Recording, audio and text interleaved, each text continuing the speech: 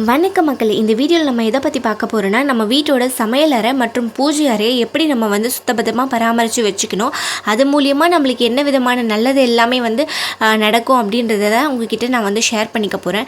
எப்போவும் நைட்டு வந்து சமைச்சு முடித்ததும் சாப்பிட்டு முடித்த பிறகு அடுப்பங்கரையையும் அது கீழே இருக்க மேடையையும் நல்லா வந்து சுத்தம் செஞ்சிடணும். எச்ச பாத்திரத்தை அப்படியே சிங்கில் நீங்கள் வந்து விட்டுட்டு வரக்கூடாது.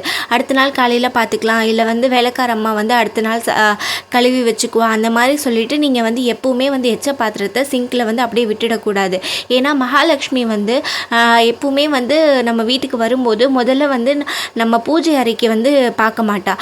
அவள் வந்து முதல்ல வாசம் செய்கிற இடம், அவள் வந்து பார்க்குற இடம் வந்து சமையலறை தான். ஸோ சமையலறையை நீங்கள் எவ்வளவு சுத்தபத்தமாக நல்லா நீட்டாக வச்சுக்கிறீங்களோ அந்த அளவுக்கு வந்து உங்கள் வீட்டில் மகாலட்சுமியோட அம்சம் வந்து நிறைஞ்சிருக்கும். ஸோ அதனால் நீங்கள் வந்து எப்போவுமே நீங்கள் சுத்தமாக வச்சுக்கிறதுக்கு ட்ரை பண்ணுங்கள். எச்ச பாத்திரத்தை எப்போவுமே நீங்கள் வந்து விட்டுறாதீங்க. குறிப்பாக நைட் டைம் நீங்கள் விடவே கூடாது. கையோட கழுவி முடிச்சுட்டு நீங்கள் படுத்துட்டிங்கன்னா உங்களுக்கு காலையில் ஒர்க்கும் ஈஸியாக இருக்கும். அட் த சேம் டைம் நம்மளுக்கு எல்லா நன்மைகளும் நடக்கும். செவ்வாய் வெள்ளி மற்றும் மற்ற பூஜை நாட்களை இந்த மாதிரி நீங்கள் சுத்தமாக தொடச்சி முடிச்சுட்டு நீங்கள் ஒரு மாக்கோலம் போடுறது ரொம்பவே நல்லது. அதை வந்து நீங்கள் கரெக்டாக ஃபாலோ பண்ணிக்கோங்க. அது ரொம்பவே இன்னும் விசேஷமும் கூட. நம்ம வீட்டு சமையலறையில் கல்லுப்பும் ஊறுகாவும் எப்பவுமே ஜாடியில் வைக்கிற மாதிரி பார்த்துக்கோங்க. இந்த மாதிரி பிளாஸ்டிக் டப்பா இல்லை வேறு ஏதாவது ஸ்டீல் பாத்திரம் அந்த மாதிரிலாம் நீங்கள் வைக்கக்கூடாது. உப்பும் ஊறுகாவும் எப்பவுமே நீங்கள் வந்து ஒரு ஜாடியோ பீங்காம் பாத்திரம் அந்த மாதிரி அதில் தான் நீங்கள் வைக்கணும். ஏன்னா வந்து உப்பும் ஊறுகாவும் வந்து மகாலட்சுமி மற்றும் குபேரரோட வஸ்துன்னு சொல்லுவாங்க. ஸோ நீங்கள் ஊறுகாய் சாப்பிட்றீங்களோ இல்லையோ, ஆனால் வந்து உங்கள் வீட்டில் ஊறுகாய் ஜாடி எப்போவுமே நிறைஞ்சிருக்கணும். ரொம்ப பெருசாக இருக்கணும்னு அவசியம் இல்லை.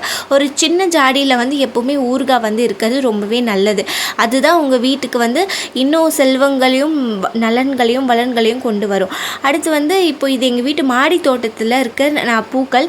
எப்போவுமே வந்து நாங்கள் வந்து பூ வந்து அரும்பாக இருக்கும் போதே பறிச்சிடுவோம். நேற்று வந்து கொஞ்சம் வேலை இருந்ததுனால கொஞ்சம் லேட் ஆகிடுச்சு. அதனால் பூத்துருச்சு, சரி விட வேண்டாம்னு அதையும் பறித்து மகாலட்சுமி அம்மாவுக்கு இந்த மாதிரி பெண் தெய்வங்களுக்கெல்லாம் வாசனை மிக்க பூக்களை நீங்கள் வந்து அவங்களுக்கு பூஜை நேரத்தில் வந்து யூஸ் பண்ணிங்கன்னா ரொம்பவே விசேஷம், ரொம்பவே சிறப்பும் கூட. இந்த பூக்கள் மட்டும் இல்லாமல் நாங்கள் வந்து கோயம்பேட்டிலேருந்தும் மலர்கள் வாங்குவோம். சாமந்தி, அருகம்புல், தாமரை எது கிடைக்குதோ அதை நாங்கள் வாங்குவோம். அதை வச்சு நாங்கள் வந்து வீட்டிலையும் சரி மற்ற கோவில்களுக்கு போகும்போதும் சரி அந்த பூக்களை வந்து நாங்கள் கொடுத்து அர்ச்சனை பண்ணுறது எல்லாமே செஞ்சுருவோம். இது செவ்வாய்க்கிழமையோட விசேஷமான நாள்ன்றதுனால நாங்கள் வந்து எப்போவுமே வாசல் தெளித்து நல்லா மஞ்சள் குங்குமம்லாம் தேய்ச்சி நல்லா கோலம்லாம் போட்டு முடித்து அதுக்கப்புறமா வீடு வாசலில் சுத்தம் செஞ்சு, வீடு வாசல் எப்போ சுத்தம் செய்யும்போது தண்ணியில் வந்து கொஞ்சமாக கல்லுப்பும் அதுக்கப்புறம் கஸ்தூரி மஞ்சள் அப்புறம் பன்னீர் இதை வந்து நீங்கள் வந்து சேர்த்துக்க மறந்துடாதீங்க.